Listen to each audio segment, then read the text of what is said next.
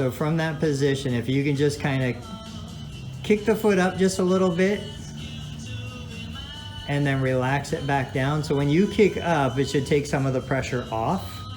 And then as you relax it down, you should feel the pressure kind of coming back on. Is that what you feel? Mm-hmm. Okay, so kick it up. And then let it come back down. When you kick it up, I want you to think about the left leg pulling down. So left leg down, right leg up.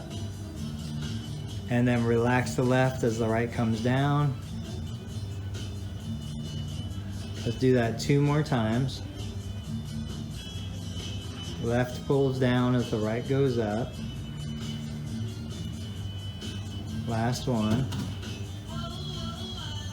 You give me 3 or 4 ankle pumps.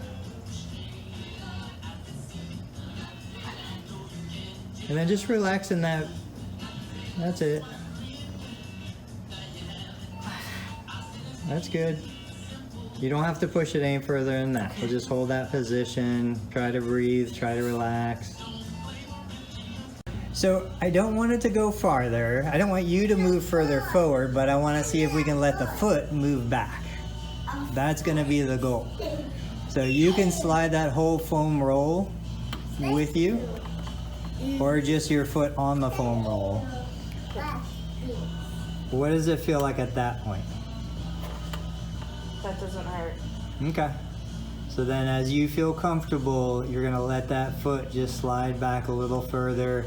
If it's too sticky, that's kind of okay, because once you get to the point of discomfort, but not necessarily pain, I kind of want the foot and the shoe to stick where it is.